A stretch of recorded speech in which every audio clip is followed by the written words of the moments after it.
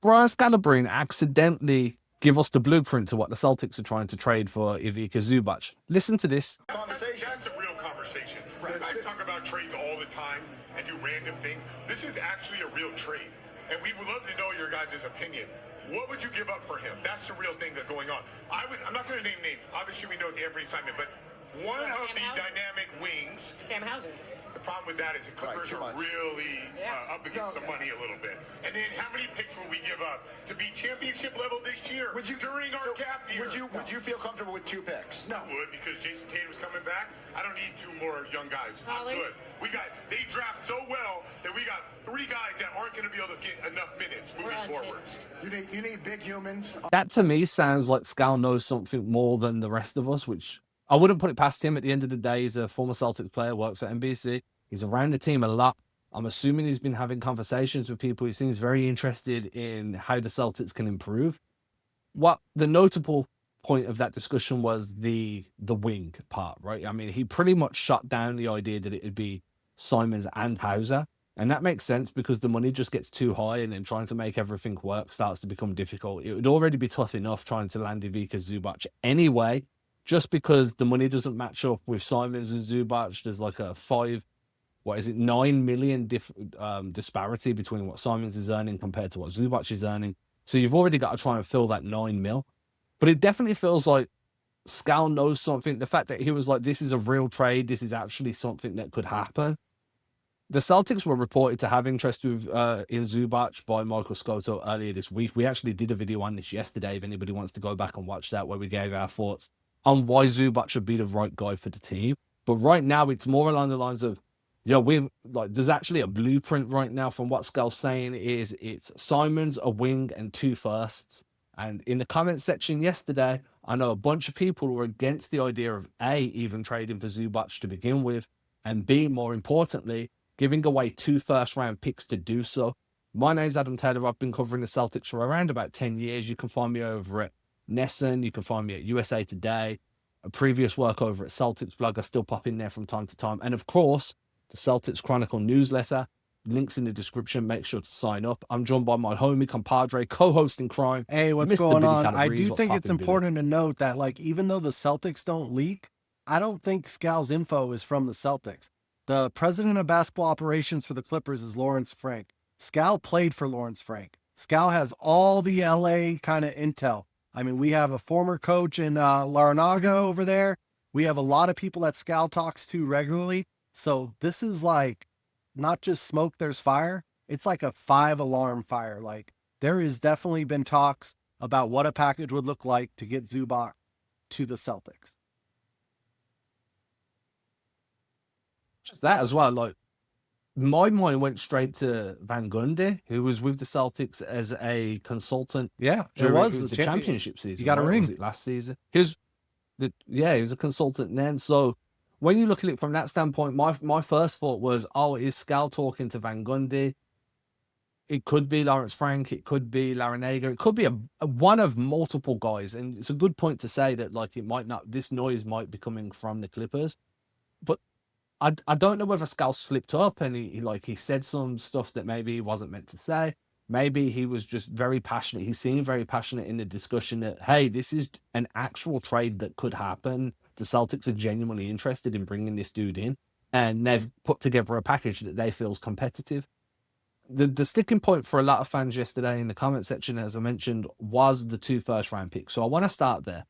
We can then, obviously, we can look at the wing spot afterwards. But 2 first-rounders, now, someone made a really good point in the chat yesterday, was because there's a step-in rule, one of those first-round picks is going to be a few years out, which is a really good point to make. My mentality has always been with picks during trying to build out this team. They're going to be late first-rounders, right? The first pick that you give up, if that's this year or next year, that's going to be as close to a second-round pick as you're going to get, to be quite honest with you. It's going to be bottom 5 in the first round. That future first round pick, even if it's 5 years out, Tatum's still young enough that he's elite, and you feel very confident that maybe the team's not at a point where they're going to be contending for championships, but they're at a point where they're still going to be making the postseason. As long as everything, touch wood, as long as Brown and Tatum stay healthy and they're both still on the team, you feel good. Now that's a big gamble when you're passing up with a second first round pick. As I said in yesterday's video, my stance on it is, hey, if you give up a first, an early first, make that later first a pick swap. So you're still getting a pick. I trust Brad Stevens being able to evaluate late round talent and pick up somebody that can contribute. So make it a pick swap. And if it doesn't convert this year, then it's a pick swap, but the protection on the pick swap gets lighter the year after and so forth. And if it doesn't convert after 3 years, maybe it turns into 2 second round picks. Like, you can do what you need to do to make that pick, that later pick, make sense for you as well as what makes sense for the Clippers. But I know a bunch of people were very much against the idea of 2 first round picks for Zubac. And part of me feels like they're looking at his production this year and being like, oh, he's fallen off a cliff. He's not the same player as he was in previous years. Like, we're just coming up to the halfway point in the season. All players have a down year sometimes. I think moving Zubac into a new system with some new guys, having some players around him that they're really, really pushing to be elite, I think that would be good for him. It'll bring out the version of him we saw last year and previous years where he looked like one of the best bigs in the NBA. So I'd still be okay. I'm on board with Scal here. I'd be completely okay with giving up 2 first rounders for Zubac. Where are you on this though? Because you might be siding with everybody 2 else. seems Like, really high, many. but I always figured the market would be higher than what we would be feeling comfortable to pay. This isn't like a Derek White situation where it feels like the pick was, like, yeah, it was a future pick, blah, blah, blah. But nobody was freaking out. People will freak out if we give up 2 future firsts, especially if they're unprotected, plus Simons, who everybody has kind of come along on, and a young player.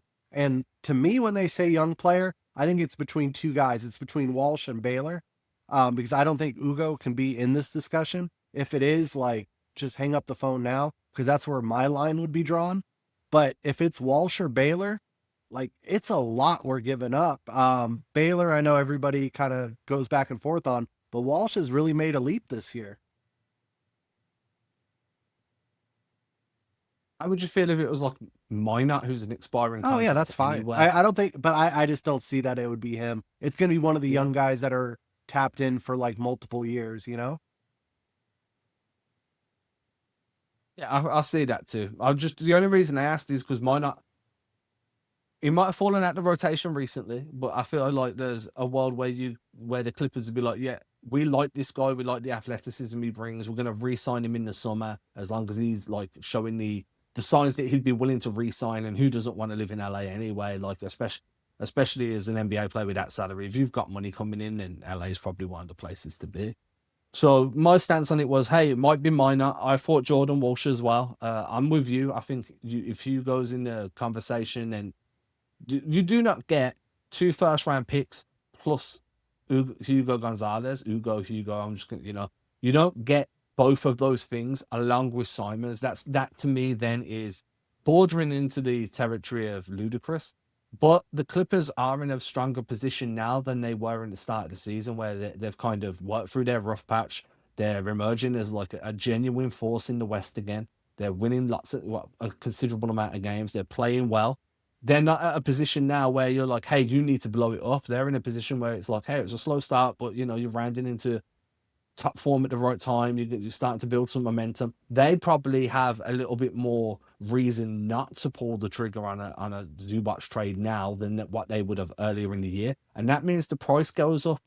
If you're trying to pry an important piece of a rotation away from a team that's starting to figure shit out, the price is going to be higher. Now, that, like Scal said, where do you draw the line? What are you willing to give up? And I think that Hugo would be a guy where I'm like, I'm not willing to give that up. You can have Jordan Walsh, you could have Bader Shyman, you could have Josh Minot, but you can't have Hugo. And I think there's enough talent elsewhere on the team where you're like, okay, I think Jordan Walsh probably makes the most sense for them just because of Ty Lue and the way he likes to play. I think Walsh would get a bigger role there.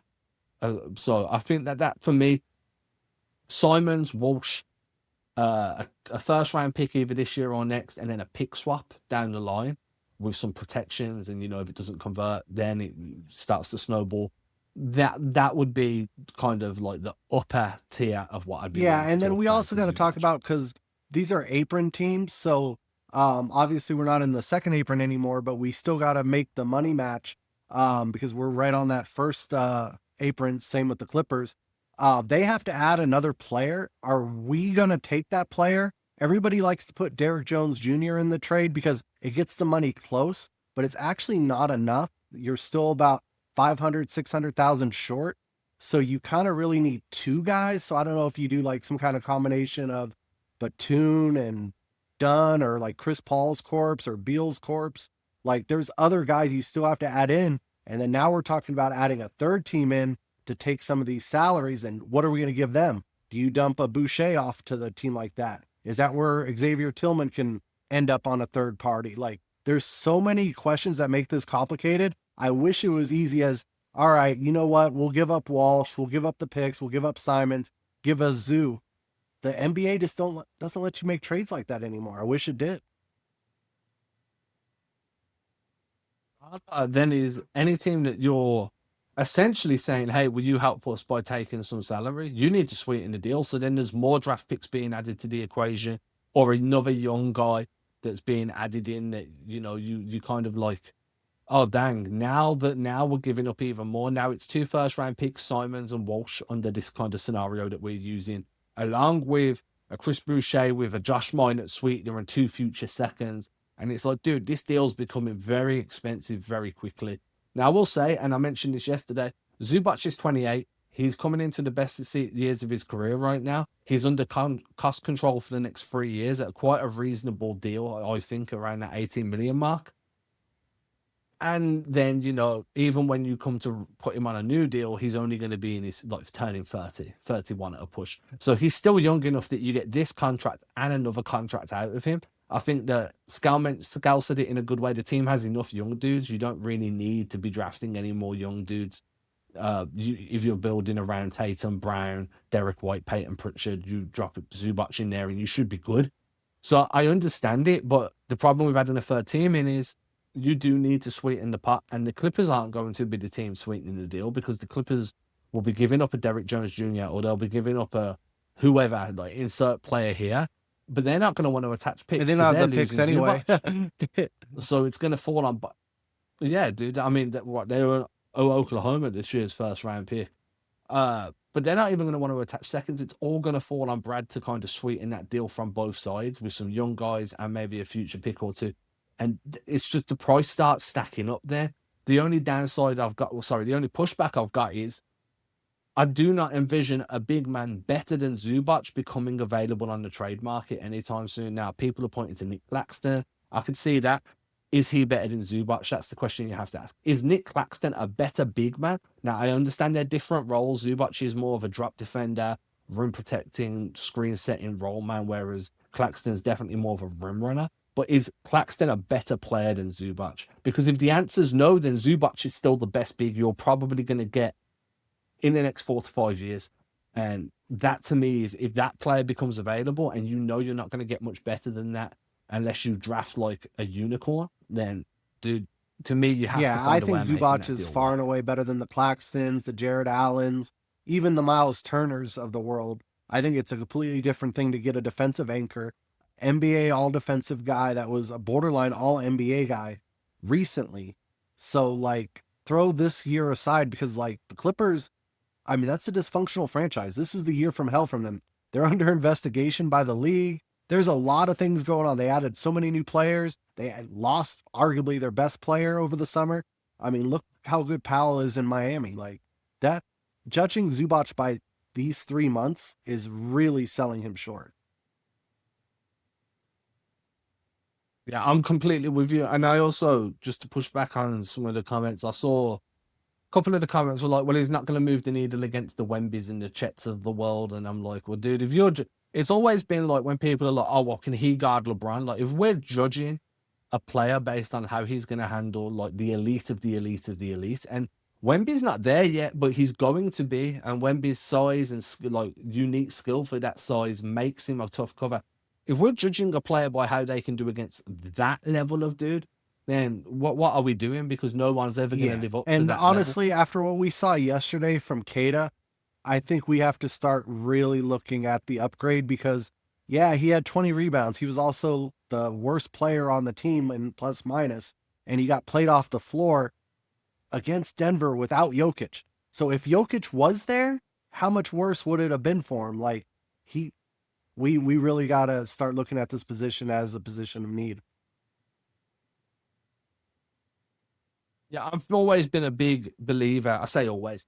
I was a big believer that Cater wasn't going to work out as the starting five. I was proven wrong. I'm happy to admit that. I said at the time I'd be more than happy if Cater proved me wrong. None of us know everything. We're not in the building with these dudes when it's closed off to everybody. I mean, I'm thousands of miles away. I'm rarely ever in a building with those dudes.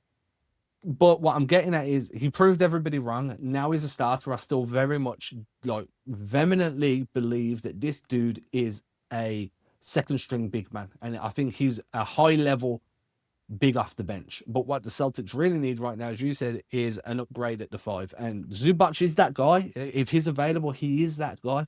Now, if he's not available, then obviously you run with Cater till the end of the year. You see how you can pivot and bring somebody in at that point. The other side of this, as we mentioned yesterday, is if you trade Simons and Walsh and whoever like to bring in Zubac, what are you doing at the guard position at that point? And like this is going to be a conversation that we're going to have to keep hammering, because between now and February 5th, when the trade deadline closes, Simon's name is going to be the one that gets floated around the most. But he's also going to be the guy that's the hardest to replace. It swings on roundabouts. It's a conversation we're going to get sick of having, but it's a conversation that needs to be brought up whenever we're talking about trading. We can just hope that Brad has like one last trick up his sleeve where that second player that the Clippers have to add, whether we use that as a piece in a 3-team trade to get somebody else back to kind of fill that guard void. I mean, I would love to take Chris Dunn. I think the dungeon is a real thing. When Chris Dunn comes out there, like he still can lock up. Like I was actually impressed with them watching him the other day live at the Clippers game. But they seem to love him. I don't think he'll be on the table, but if we can get somebody like that, just to have another ball handler with the Zubac trade, oh my God, it would be a total home run for Brad. Right, Brad went out and then tried to flip Hauser for a new ball handler. I think Hauser's too valuable. You see that all of our best lineups have Hauser in them, and he's not even playing that well this year, but he's just such a floor raiser because he's out there. He's basically a decoy 90% of the plays, but teams guard him like he's a number one.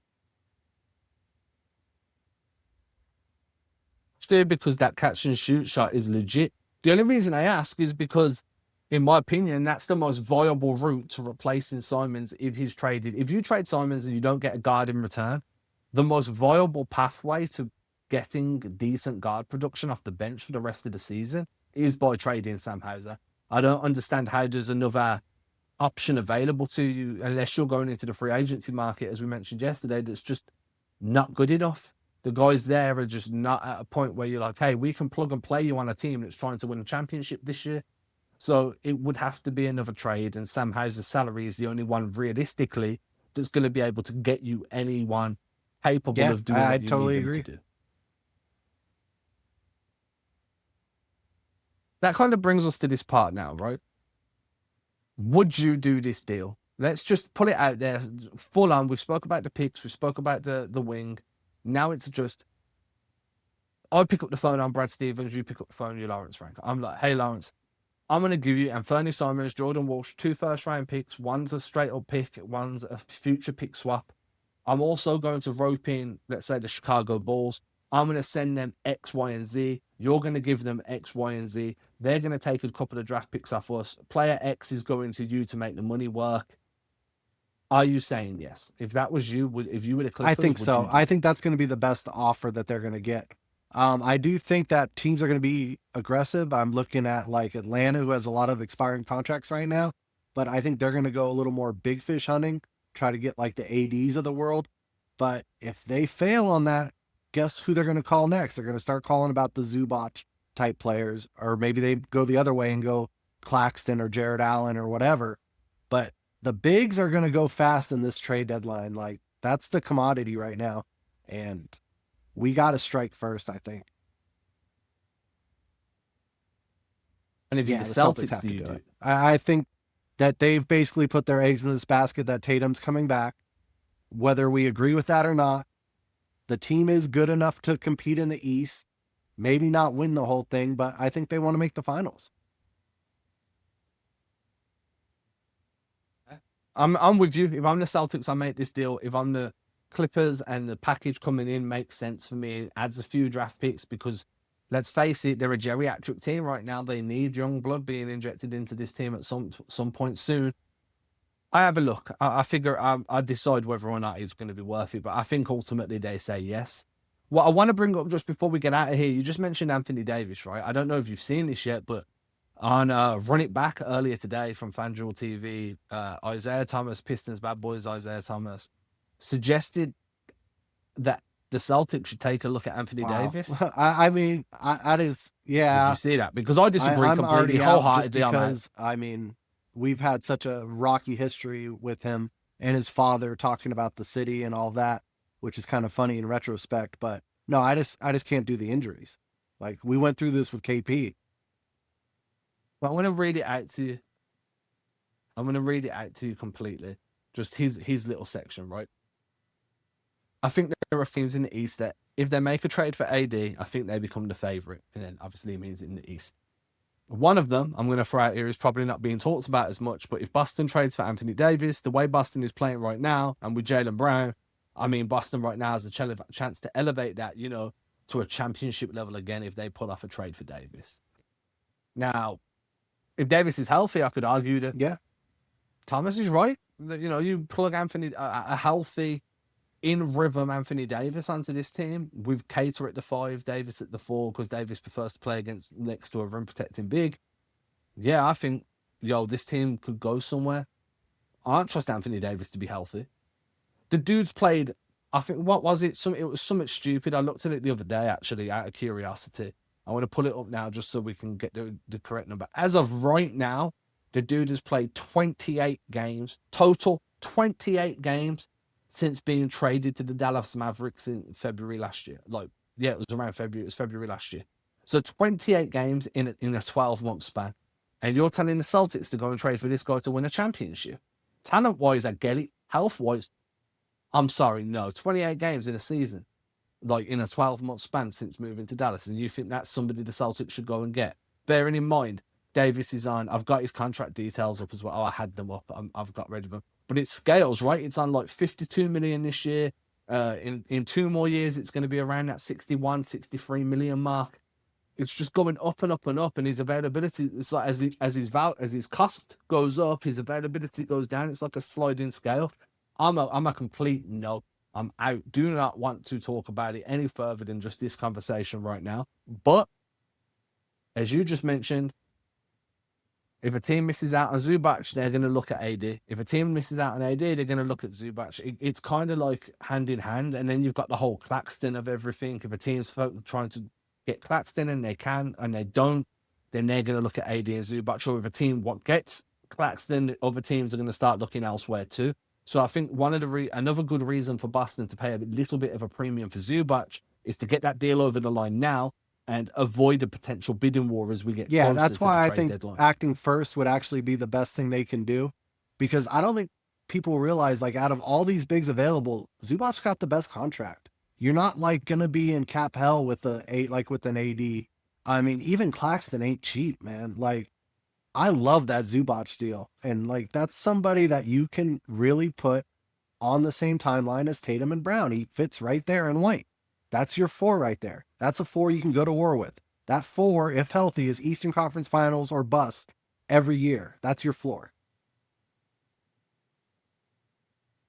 And you've got Pritchard, Hauser, and Ugo as your 3 main supporting guys off the bench. And Nimi, that's a 9-man rotation right there. It's 8-man because you named 4. So it's an 8-man rotation right there where you're like, if I need to shrink a rotation down in the postseason, that rotation right there, I have a lot of confidence of going to a conference finals or above. Period. As currently constructed, you are good. Now, if you want to mix and match some dudes, maybe you want to bring somebody in, maybe you want to send somebody out, whatever. But I feel like Zubac just ties everything back in together and you can move on from there. I am completely 100% out on AD. I understand Thomas is a legend. I'm not discrediting his opinion. My opinion, though, is 1, the dude's dad don't want him in here, don't want him anywhere near the team. 2, he's never healthy. And 3, he's already 32 years old. He's already breaking down. I think you Please, hard can pass. say to Isaiah Thomas respectfully, you were one of historically the worst GMs of all time. Not once, but twice. So I think we can critique his GM brain as opposed to his basketball legend status. That's fair. I'm just trying to be super respectful. I get it, though. I get it. Right. With that, everybody, I'm going to let you out of here. Make sure you subscribe to the Celtics Chronicle newsletter. Links in the description. So, like and subscribe to the channel too. Obviously, it's all tied in together. If you're a part of the newsletter, you'll get the updates when these videos drop. If you're part of the YouTube community, you'll get updates when the newsletter drops, because we'll be recording videos and I'll be telling you about it. Just show some love. We're trying to do some out here, rebuilding the channel from scratch. It's taking longer than I expected, but we're getting there. We're getting there. Billy, my guy, always appreciate you, hombre. We'll be back again later this week. It's trade season, baby. Peace. There's a lot to talk about.